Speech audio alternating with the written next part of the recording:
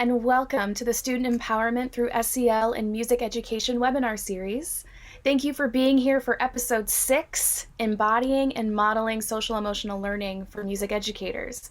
My name is Rebecca Hoff from Save the Music Foundation. Save the Music is proud to partner with the Center for Arts Education and Social Emotional Learning to produce this free webinar series. And lastly, this work was made possible through the support of KKR COVID Response Fund, a sponsored project of Rockefeller Philanthropy Advisors. We thank them for making this possible. Now it's my pleasure to introduce you to our facilitator for today's episode, Kira Rizzuto, Director of Programs and Partnerships for the Center for Arts Education and Social Emotional Learning. Kira. Thank you, Rebecca. And thank you to each of you here with us tonight. I am excited to be digging into this topic, embodying and modeling SEL for music educators. We know that music educators can have a lasting impact upon students by becoming intentional about modeling SEL and self-care. And in this episode, our guests will help us to understand better ways that SEL contributes to not only positive climate and culture, but the steps that educators can take to boldly embody SEL in the classroom and demonstrate artistic SEL throughout their teaching practices, and also advocate for SEL as an important aspect of music education through their willingness to share their expertise and examples. We will learn really how these themes take shape in their own work. So tonight we are delighted to have with us two guests. The first will be David Adams. And David is the Chief Executive Officer of Urban Assembly. And he started at UA in 2014 as Director of Social Emotional Learning, where he created the Resilient Scholars Program. And it's a unique approach to integrating SEL into curriculum and classroom practices, has grown into a national program, serving schools and districts in LA and Houston, Syracuse, and other cities. As the Senior Director of Strategy, David led the expansion of Urban Assembly into a model provider of school support with an emphasis on innovation and equity. In 2021, David received the Champion of Equity Award from the American Consortium for Equity in Education. David sits on the board of CASEL, the Collaborative for Academic, Social, and Emotional Learning, and is an author of The Educator's Practical Guide to Emotional Intelligence and a co-author of the textbook Challenges to Integrating Diversity, Equity, and Inclusion Programs in Organizations. He is a civil affairs officer in the Army Reserve and holds an MED in educational psychology from Fordham University. You will also learn tonight, David has a deep musical background, and he'll share some of his wisdom through that musical and artistic SEL with us.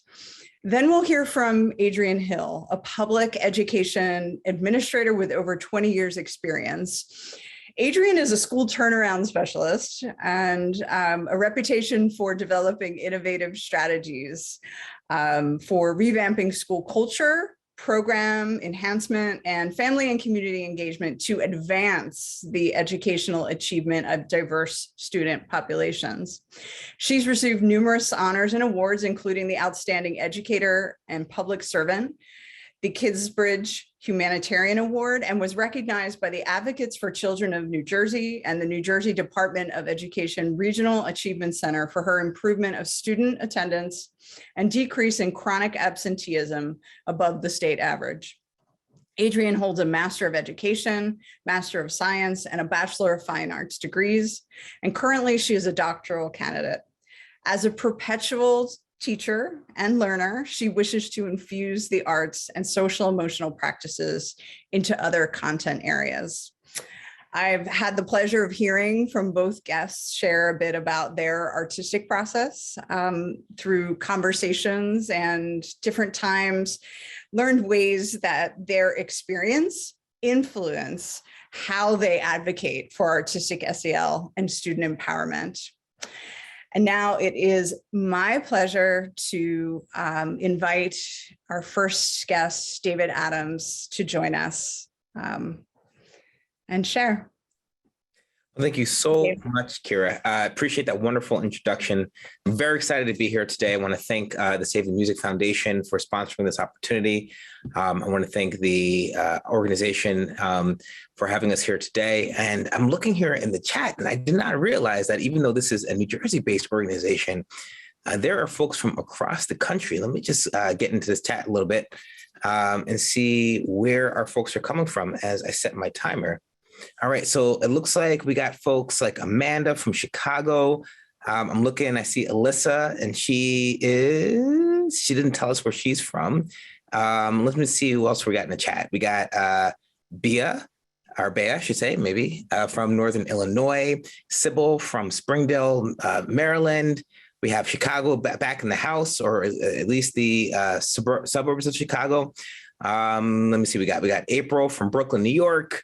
Jana from Columbus, Ohio, Leslie from Riverdale, California. We got Georgia in the house. And of course, we got Marianne from New Jersey. So welcome to everybody here today. I know we have some other people from all over the country. Isabel from California.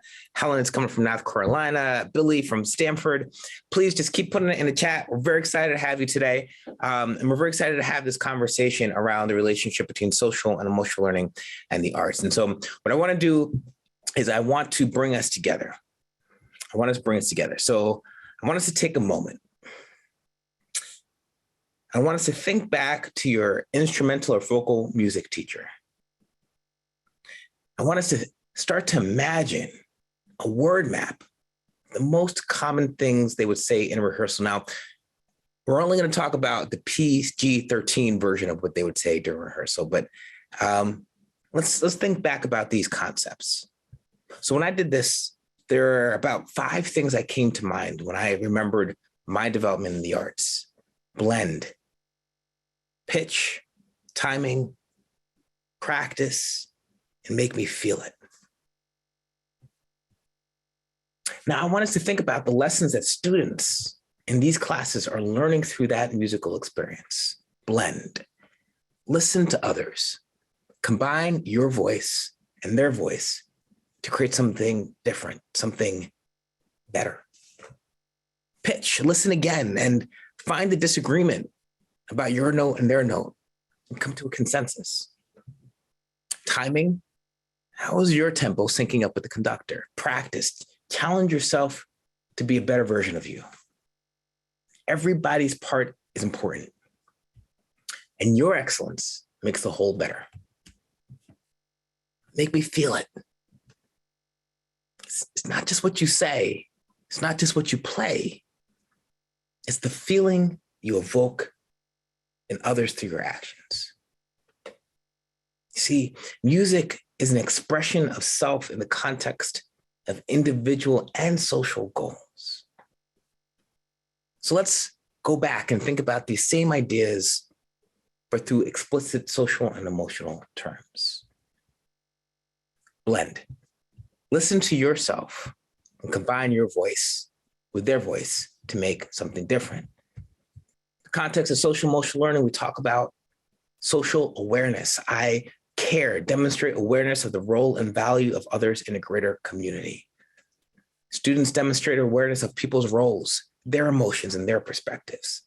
Listen to others and create a blend between your voice and their voice. Students can respond to and read social cues. Blend. Combine your voice and their voice to make something different. Let's think about pitch. Social management. I will interact with others in meaningful and productive ways.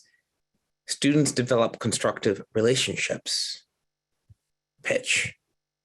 Listen again and find the disagreement about the note and come to a consensus.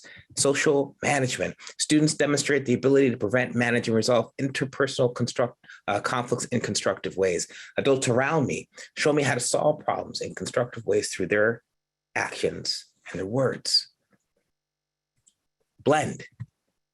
Listen to others and combine your voice and their voice to create something different. Pitch, listen again and find the disagreement about the note to come to a consensus. Let's talk about practice. Challenge yourself to be the best version of yourself. Self-management. I can manage my behavior in pro-social ways.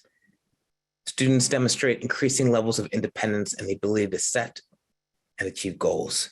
Self-awareness, recognizing who I am, what I need, and how I feel relative to the world around me. Students demonstrate awareness of their needs and emotions. Students demonstrate awareness of their personal traits. Challenge yourself to be the best version of yourself. Everybody's part is important, and your excellence makes the whole better. Make me feel it. Make me feel it. Social management, interact with others in meaningful and productive ways. Students develop constructive relationships. You see, as Kira said, I came up through the arts. I came up through music, through marching band. I spent 12 years in the Army, 78th Division Army Band. And the lessons that music taught me were not just about notes, not just about phrasing and arpeggios and staccatos, not just about the Italian words for terms that described the pace of the music, the tempo of the music. No, the things that I learned from folks like Mr. Ronald Rago, who was my music instructor in high school and taught me as a marching band instructor, my piano teacher, Mrs. Gravenke, who showed me how to play piano, but also showed me how to be a better person. And those were social and emotional lessons. Those were lessons like self-awareness, self-management, social awareness, social management. And these are the lessons that we teach our young people today. These are the ideas that are conveyed through the suffering and the joy of learning how to overcome obstacles through music. The consensus building as we take a whole, break it down into individuals and lift it back up again. And so the audience feels one unified message of what we are trying to accomplish. The relationship between social and emotional development and music education cannot be denied. And I will quote Mr. Rago, my band instructor from Union High School. And he said to me that music is not about notes, music is about life. And the lessons that we learn in music are the lessons we learn about life. So let me make sure we go through those concepts so we're clear about what we're doing here today. One more time, so we understand the relationship between social and emotional skill development and our music development. We said blend, listen to others, and combine your voice and their voice, the voice of others around you to make something different. Now, we know there are 4 competencies around social emotional learning, 5 if we're looking at the CASTLE framework: self-awareness, self-management, social awareness, social management. In order to evoke emotions in others, we need to understand who we are and what we care about. Self-awareness, recognizing who I am, what I need, and how I feel relative to the world around me. Students demonstrate awareness of their needs and emotions, awareness of their personal traits, awareness of their external supports. Students have a sense of personal responsibility. Pitch, timing, practice. Practice is about setting yourself to a goal and moving towards it. Self-management. I can manage my behavior in pro-social ways. Students demonstrate ability to manage their needs and emotions. Genuine. Demonstrate honesty and integrity. Use effective choice-making, decision-making skills. Demonstrate increasing levels of independence and the ability to set and achieve goals. Social awareness. Demonstrate an awareness of the role and values of others in a greater community. Listen and find the disagreement by the note you're playing or you're singing and come to a consensus. Students demonstrate awareness of the value of people's roles, their emotions and perspectives, consideration for others, desire to positively contribute to their community. Students can read and respond to social cues. Students demonstrate the awareness of cultural issues and respect for human dignity and differences. And then lastly, we talk about practice and make me feel it. Students use positive communication and social skills to effectively interact with other students, develop constructive relationships with themselves and the world around them.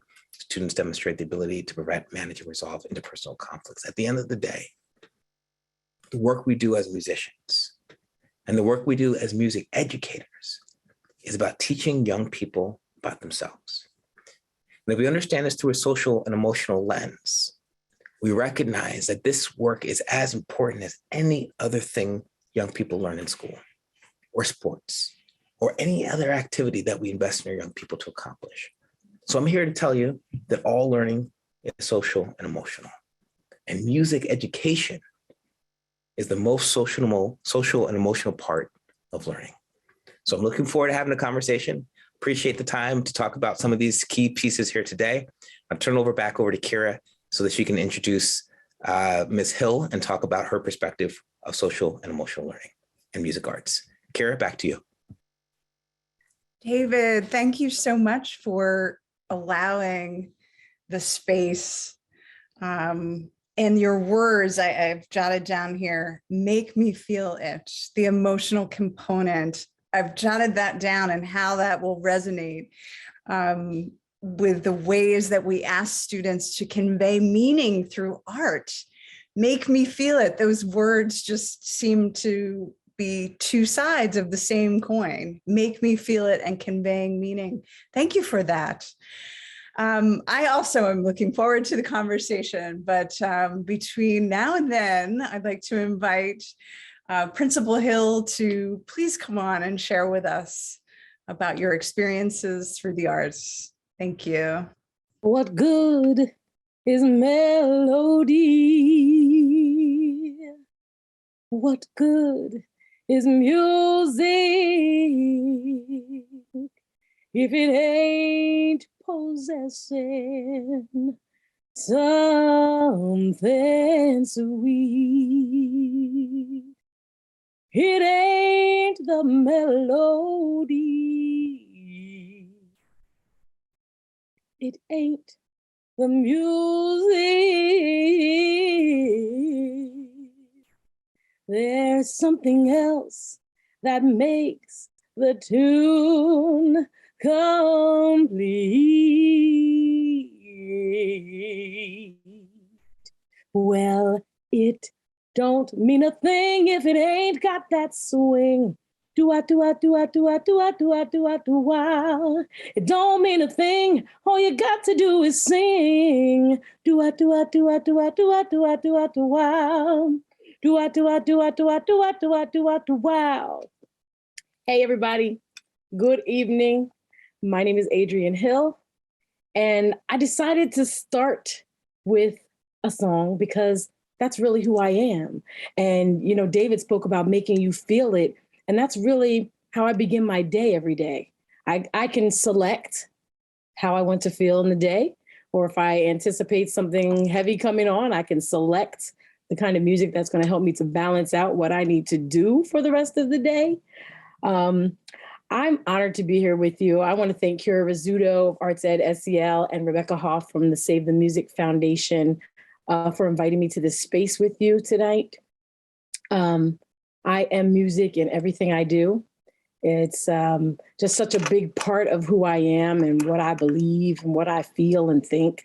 Sometimes when I'm talking to my students or disciplining them, I don't even realize that I'm singing. And they're like, why are you singing?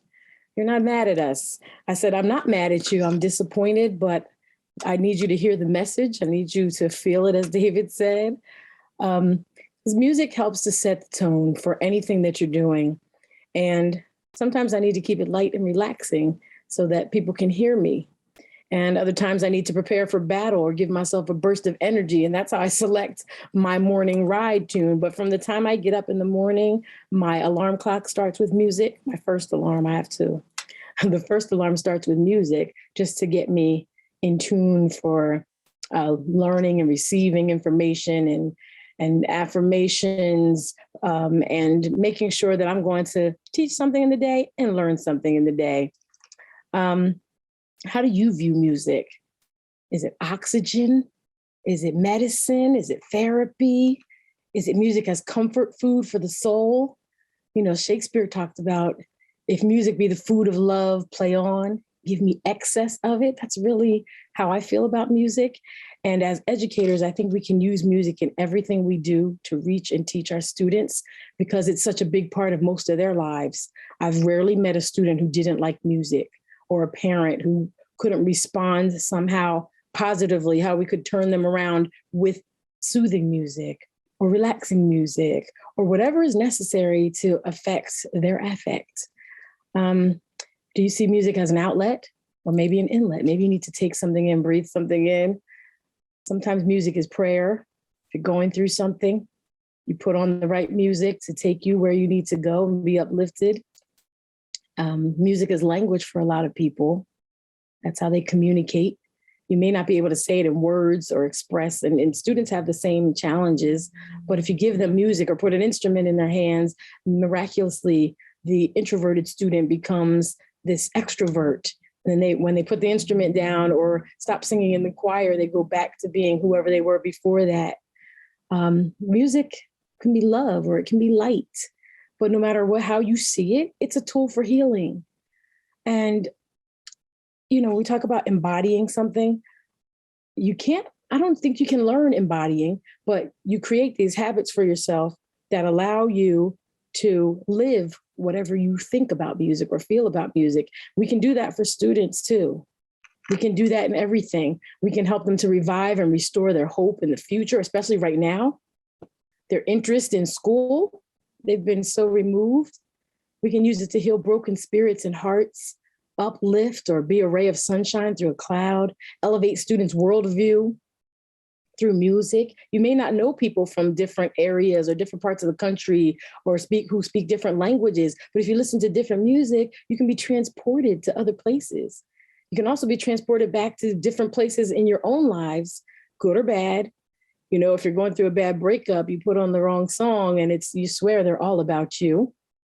But if you put on the right song, it can get you prepared or amped up for that interview or amped up for something that you need to do throughout the day or a hard decision or this presentation. Whatever it is, music can help you to suppress or caress your emotions. Depends what you need. And usually you'll select what you need. Now, usually if you're feeling bad or students are feeling bad, you don't want to play some serious headbanger music because that just may not help to resolve or help students to feel better about themselves or a situation. But it's really up to preference. It's up to how you live and breathe music, and then how you help students to evoke feelings. I've noticed since we've come back to school in person that students are very withdrawn. They really don't know how to communicate with each other because they've just been using computers and phones and Chromebooks and iPads and anything but human connection. So we need to use the music to help them to connect, help them to find ways where they didn't even know they had things in common. As educators, I think it's important for us to view how the way we see music and the way we view and use it impacts the way they experience music and the way they can connect to their emotions. And if you send a student to the counselor, they don't normally want to talk about their feelings. They don't want to talk about what's really going on. But sometimes music can help to soothe them. It can help to relax them. It can help them to reflect on things. It can help them to do different activities that will help them to release whatever they're feeling. They don't necessarily have to share it with someone externally.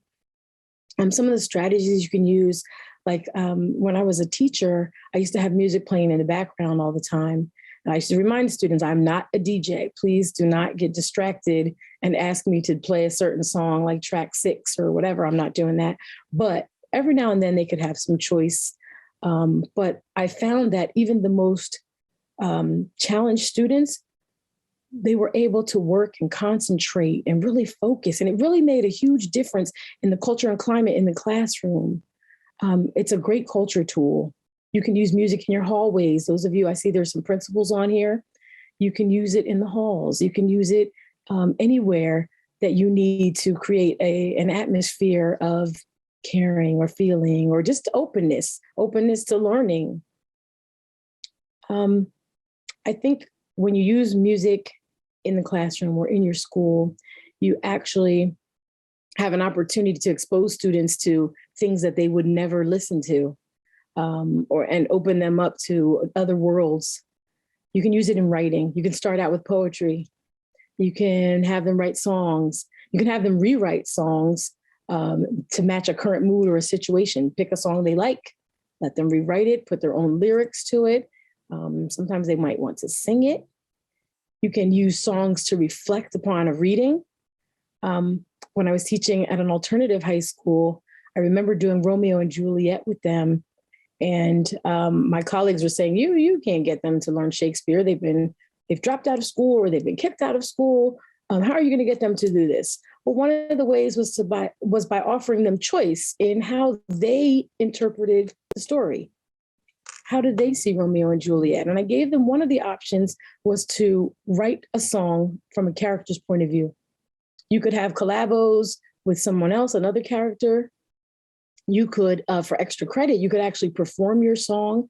And when I tell you that I kept those things, and we're talking maybe 20 years ago, I still have those because they did such an amazing job and people couldn't believe that they were able to comprehend Shakespeare and they were able to use higher level skills to perform analysis, to apply what they had learned. I mean, it's really when you can be creative and you can allow students to create, you'd be amazed at what they can come up with. You try to integrate visual arts into your musical arts. There are ways to let them listen to music, then ask them to maybe draw about it or paint about it, how it made them feel. It can be abstract or it can be concrete. It can be whatever they feel. And then you can follow that up with having them verbalize or write out their explanations. So sometimes music is just a bridge to something else. It's just a conduit for emotions. When we talk about you could teach math. What about math? I know we're talking about SEL, but you got to know that music connects to everything we do. It's a part of everything. So if you wanted to teach fractions, you could have them learn rhythmic notation. You could teach them military terms. You could do whatever you wanted and link it to how they're feeling, because a lot of it has to do with being relaxed, being self-aware, self-acknowledging, self-respecting, and they can't really respect other people until they can get some self-awareness for themselves. And that all starts with the core. When I was looking up, just curious, what does SEL, if you say SEL in other places, what does it mean? And I found that it meant soul in one place. And I thought that was very interesting because if music was at the core of who people are, or at the core of a lesson, or at the core of a belief system, that it would help them to be in tune with the rest of the universe, with the rest of the school, with the school-wide expectations, with the classroom expectations. It allows them to self-explore, to set goals. It is my belief that when you teach students to improvise, whether it's musical or theatrical, those students tend to be better problem solvers because they're able to ebb and flow from one thing to the next. They can pivot easily. They can think on their feet. They can say, okay, this didn't work the way I planned it, but I'll try this, or maybe I'll try that. I feel like they're not as defeated when faced with adversity. There are some benefits. Obviously, we know that you can improve your school culture, you can improve your classroom culture, but you can improve how students feel about themselves, how they feel about the world, especially right now. It can foster decision-making skills. They can improve their academics. They can learn how to collaborate with people. Like, David talked about blending, but that's really, music teaches you a lot about working with other people. Because in a band, if you're a fan of Drumline, it was one band, one sound. So there are all these different instruments, but together they have to sound like one, like a unit. And those are life lessons, as David said. I agree with him. So I'm happy to be here and I'm excited to hear your questions. And I just want you to know that whatever you think about music, use it. Like, bring yourself to work, bring yourself to school. I don't care what role you're in. I don't care what position you have. You have to be bold enough that if music is a part of you and you believe in the healing power of music, that you use it in everything you do. So I'm looking forward to hearing from you. Thank you. Adrian, Thank you for beginning with that beautiful, beautiful song. I would like to dive into questions. Fortunately, we have Dr. Uriel Lashley, who is the Director of Student Empowerment at the Center for Arts Education and Social Emotional Learning here, helping with the questions that you can feel comfortable to share with us in that Q&A pane or through the chat. I want to shout out and thank Dr. Lashley and invite David and Adrian to please turn your cameras on, let us see your faces, and let's dig into some discussion together. I thank you both once again for your sharing and your openness. And I think that in the title of this webinar, Embodying, Modeling, you have both done a lot of that already. So let's talk about the ways in which others, music educators, many of our audience members are music educators, not all, Adrian, as you acknowledge, some are administrators, some maybe here as teaching artists. What would you, both of you, but I'd like to start with David, so maybe Adrian can take a pause on that voice.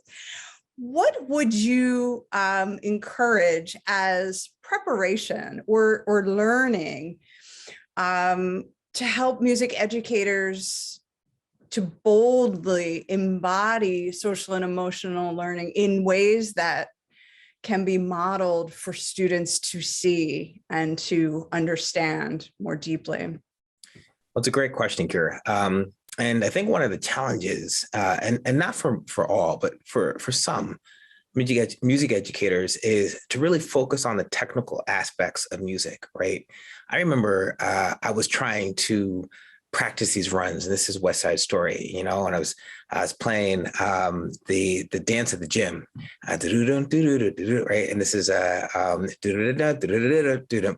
and you're working through these runs, and then you realize it's just this motion, one motion in time, and you see the people dancing, and you realize like these runs are designed to evoke a feeling in the audience and on stage, and you want to get it right because you want to do things well.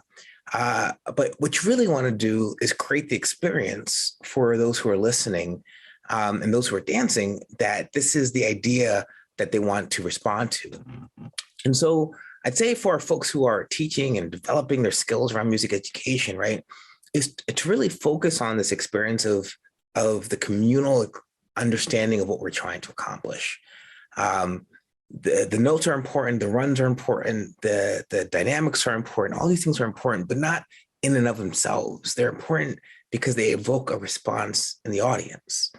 And the better we are at evoking that response, the better we are at communicating ourselves and being in community. So that's what I would say there with regards to what we need to do in regards to teacher development and music arts. And then just a quick follow-up on this is the notion of listening, and Principal Hill talked about this, but there is no music without listening to each other, to the audience, to yourself, and just helping our young people understand that the listening that you do to the person next to you is the same listening that you need to do in your life. It takes patience, it takes skill. You got to really nuance and adjust to what each other are doing.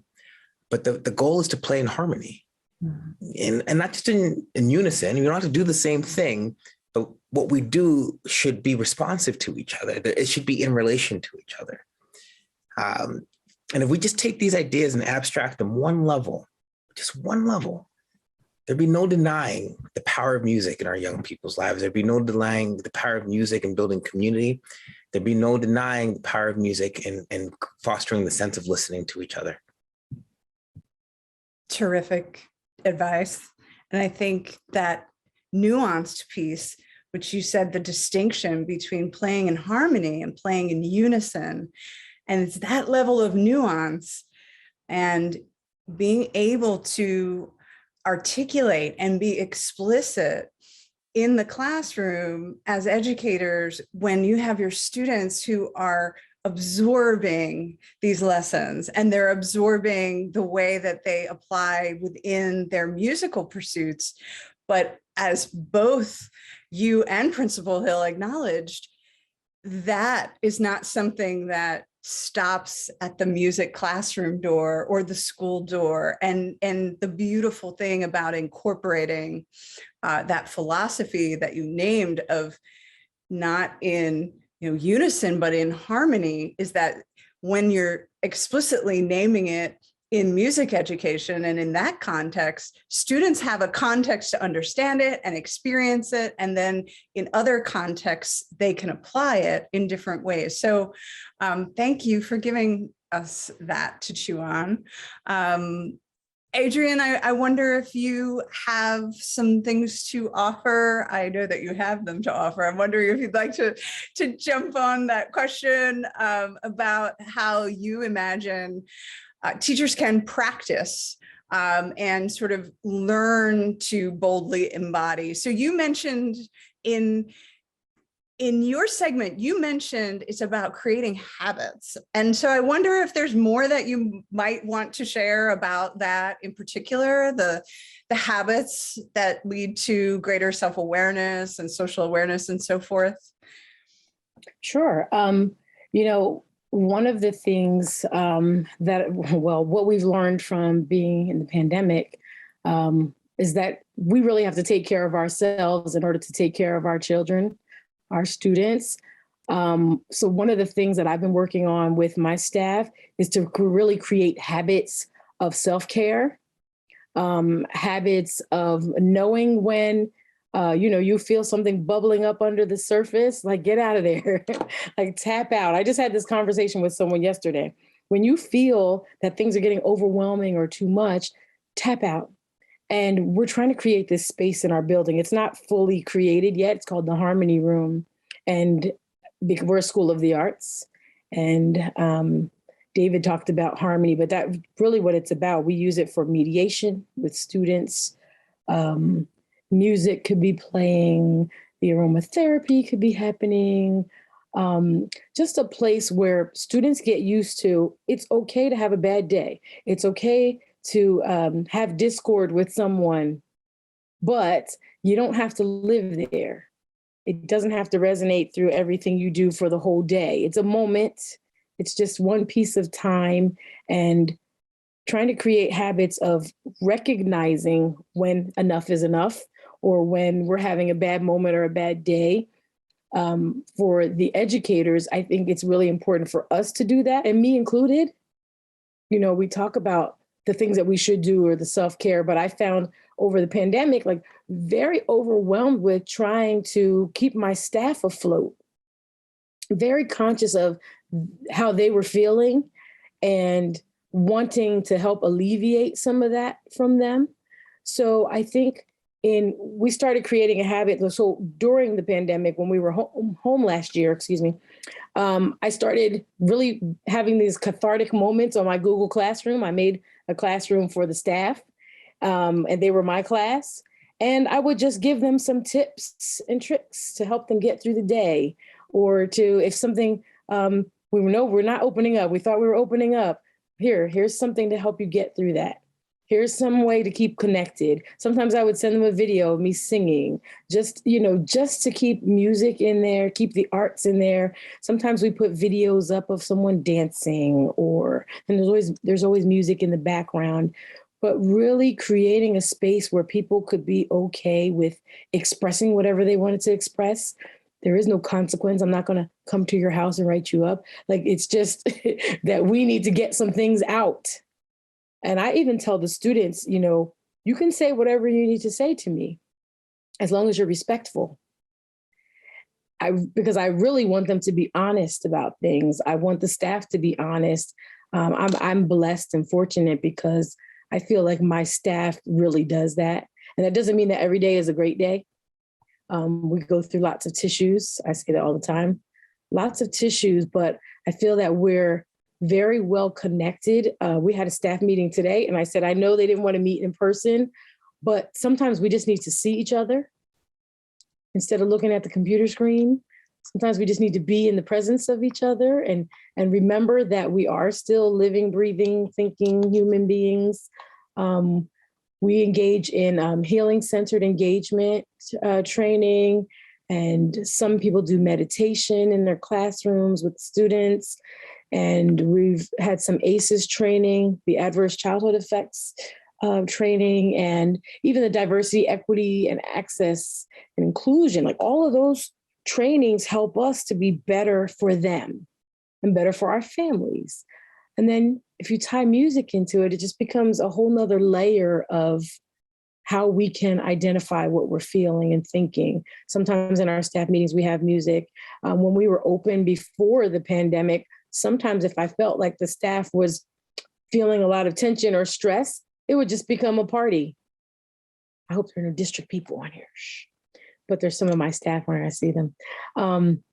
But it's just, that's what they needed. Put on some good music and just dance and just laugh and just have fun. And just remember, sometimes don't take yourself so seriously. Be serious about what you're doing and what you believe, but don't take yourself so seriously that you forget to be human with each other and human with our students. And even when it gets frustrating, you can find ways. You've already, like the music educators on here, you've already got the music part down. You already have that. But now don't forget to use it in your efforts to help students learn and grow. I guess that's what I would say. Thank you for that. You know, I keep thinking as I hear both you and David speak about music as a healing element, and it's a through line. And one of the things that you mentioned was utilizing music as a way to sort of loosen that pressure valve, particularly over the course of the last 2 years. It's hard to believe it's been nearly 2 years that we have been collectively navigating this global public health crisis. And I think that playing music as a strategy to release that pressure valve just a bit, I mean, that in itself is evidence of using a social awareness to recognize that I can't proceed into the meeting that I thought I might proceed into. I'm going to pause and I'm going to play music. And that strategy, that healing strategy, that self-care strategy is a demonstration of modeling and embodying. And you know, I'm so glad that you started us in song, Adrian, because it felt so natural to the person that I've been fortunate to get to know over the last, 7 years.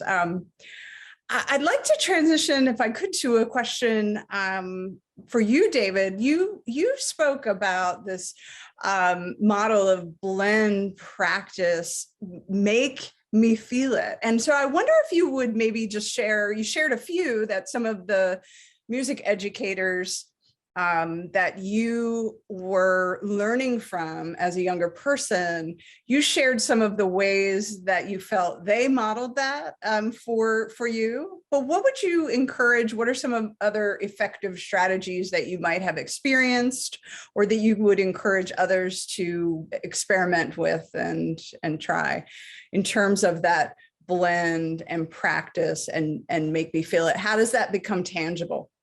It's a great question, Kara. So, I mean, the first thing I think is this notion of blend, right? It's such a difficult concept in 2022 to think about your individual talents and skills and cultivation and the relationship between your individual talents and the group and the whole, what we're trying to accomplish together. And right now, there's a sense like if my voice is not standing out, if my notes don't rise above the whole, then I'm not doing what I need to do. And so what does it take for a music educator to help us to balance and blend your special talents, your uniqueness, your voice with what we're trying to do as a group? And a lot of that has to do with showing and modeling, because a music educator will typically, depending on their skills or talents, well, they may be able to do things at a little bit higher level than the students that they're working with, right? And so to be able to go back and model and say, I'm going to sing with these group of students, and I just want you to listen to how my voice, my instrument, what I've given to this space, my contribution.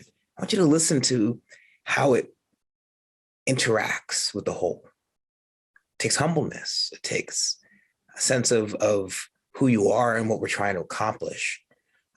So when we talk about this modeling space, we talk about how we model these skills. I want to listen to your notes. I want to listen to your music. I want to really hear what's happening. And if you do that as a person, it'll come through as a musician. You know, there's this idea that like I'm gonna beat you down as a person, but I want you to pay attention to other people as a musician. I'm gonna grind you into a pulp interpersonally, but I want you to go play as a group. Like, that doesn't work. That you embody what you want your students to feel. So in answer to your question here, Kira, the key here is to know what it is that you're teaching. And in the same way you're teaching tuning, if you're a clarinetist like I am, or a piano player, or reed player, or trumpet player, what you're really teaching is listening. And students will understand that if you listen to them. You see, like if you want students to be in community with each other, in relationship with each other, and I just want to say briefly one thing about this notion of harmony, because there's this idea that harmony is perfect thirds, right, or a fifth, right? These beautiful harmonies, but harmony doesn't dictate what kind of relationship the notes have to each other. It dictates that there is a relationship of notes to each other. So there are seconds and there are weird fifths and things like that. Each of these harmonies create different feelings and different relationships and different reactions in the music. So this is all to say that as a music educator, you got to really name these things. Maybe, Kira, you and I are in a perfect third right now. We're really rocking it. We're feeling good, right? We're in some really nice harmonies, but maybe tomorrow we may be in a second and maybe feeling a little bit discordant, but that's okay because we're going to resolve it. Right. We're gonna move through that tension and come to a place where we're moving in relationship to each other, or maybe not, but understanding that relationship is the point. And we do that by modeling it, by naming it, and by showing students the skills, by interacting with them in the ways that reflect music, but also reflect life. Yes, and I heard something that Principal Hill named, which was, we may be at this point in this moment, but we don't know what will come next. And regardless of what it is, there's a way to weather whatever comes next. So there may be, dips, and things may ebb and flow, and you may be in harmony and then you may be out of harmony, but there's a way to find your way back to it. Thank you for that response. It actually reminded me in some of what you were saying when you said really know what you're teaching. We have been really trying at the Center for Arts Education and SEL to champion a model of artistic SEL that really leans into teaching SEL in ways that are embedded and intentional and then sustained. And that intentional piece is one of the things that grew from this framework for arts education and social emotional learning, which looks at the intersections of the anchor standards in the visual and performing arts and the five competencies of social and emotional learning. And so as a field, there's this rich opportunity to be using some common language to lean into that shared language of the framework, to be able to more explicitly name and know what you're teaching, because for so long, social and emotional competence has been a natural pairing and a natural complement to music education in many ways, but there are some times when it is not. I think you mentioned, the don't beat me down and then tell me you want the good performance, that those two things feel antithetical. So it's about really trying to turn up the volume and be much more intentional and explicit with some shared language as a field that we can utilize. We've got we've got a question in the chat that really is around advocacy, and I just want to encourage that we've got time for questions, another 10 minutes. So please don't hesitate. Don't be shy. As you can tell, none of us are shy tonight, and we hope that you will be candid with your questions. So a question from one of the members of the audience is, what strategies do you recommend for working with local school boards, community foundation, administration, et cetera, to help build the trust in the arts integration and SEL as genuine vessels of learning? So this is particularly in rural areas experiencing high levels of poverty or drug abuse, for example. How do you make a practical, authentic case for those who may not be seeing the connection to arts education as the powerful tool for learning that we know it to be? And Adrian, I would love if you could start there, please. You know, I want to jump in. I know you have so much to add and contribute in this. For Alyssa, the whole idea, I mean, so my school district, most of my students they all have free lunch at this point. There is some high poverty, but not everyone. There are lots of English language learners. There is a high rate of crime in the neighborhoods surrounding our schools, a lot of our schools. But the whole idea is that you build the school that you want to have. Like, so for me, I don't know how to say this. I don't really care if my board thinks I'm crazy or different. I'm not afraid to take the risk of what I know that arts can do for students. And part of when I got to this school, a lot of the students were chronically absent. They weren't coming to school. The staff didn't want to come to school because it was not in a place where it needed to be. And I believe that the arts can help students to recover some of what they've lost in their personal lives, in their school lives, in their emotional lives. And so I petitioned the board to change the name of my school to a School of the Arts. I wrote a resolution. Before I did that, I surveyed the parents, the students, and the staff. So I had to get input from them and had to get them on board with, here are some statistics. Here are some things that I believe. Here are some things that I think we can do to help get our students back in school and to turn this school around and make it a place where you want to be and where they want to come. And so we set out to make this place we wanted it to be just different so that they felt like they were in some exclusive place. It's really the same public school. It's the same teachers that have gone from different schools. I've been at other schools, but it was the idea of the arts that they were going to get something that they couldn't get somewhere else. And we began forging partnerships with outside organizations to support what everyone said in the survey. The majority said they believed that the arts would make a difference. And so one by one, we started adding on different courses. Some people call them electives or specials, but I say they're just different content area. And like David said, like the content of music or drama or dance is just as important as English and math and science and social studies.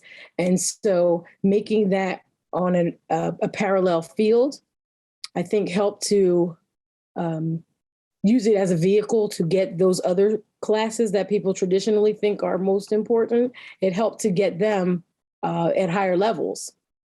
So it's about really getting people on your side, getting people on board with you, going out and finding partners who believe in what you believe and can support your vision and your mission, and use that. You say, how do you use arts integration and SEL as genuine vessels of learning? But that's what it is. We started with arts integration. We're not where we need to be yet, but we baby step. Pick a few places where you can win, where you can demonstrate, control your media. Like the people who know me or on my Facebook page, I don't really put a lot of my personal things on there. It's all about my students and it's about my school and it's about changing the perspective. It's about changing the mindset, because when you open up the paper, it's going to have all the negative stuff, but there's so many great things that go on in all of our schools that people will never report and never talk about. You've got to start there. You've got to show every time you have a music performance. I don't care if it's a kindergartner or a 12th grader. I don't care if they're learning to play a tuba or they're dancing in a show. You put it up, you post it, you talk about it, you get other people to talk about it, and then you talk to your board about it and you show them and you keep inviting them when you have something special and great. And it doesn't matter the poverty level because the students will rise to the occasion. They are looking for something to hold on to. Parents like to come out. You talk about your parental engagement. They may not come to your parent-teacher conferences, but they may come to the show or the basketball game. So, I used to do announcements in the middle of a game. That's how you get, however you can get them in the door, then you've got to engage them. So have a show at your back to school night. Have a performance on the first day of school. Do whatever you need to do artistically, musically, creatively to get them in the door and wanting to be a part of it. We also put in a lot of trips. A trip to Broadway is a big deal. We have a partnership with the Metropolitan Opera, places that they wouldn't normally get to go. I was surprised how many of my students had not been to New York City, and we live in the middle of Philly and New York. So they hadn't been on the train, they hadn't been on a charter bus. So it's about creating these experiences, whether it's through the arts, through your connection to them and finding some way to keep them attached to school and having them want to be there. I don't take all the time, I can talk, Kira, so. I know that you can talk, but I also know that what you share is so valuable. So we are glad whenever you're available to do it. I know, David, that there are some really important advocacy moments. I recently, within the last couple months, read an article that you authored that was really making the case and speaking up for social and emotional learning and the ways that students benefit. So would you be willing to share some of the things coming up on the horizon in terms of an advocacy moment or some other thoughts that you have around advocacy? Kira, I would be so happy to talk about Social Emotional Learning Day coming up on March 11th. You can go to selday.org. Where you can advocate, you can promote, you can talk about social emotional learning.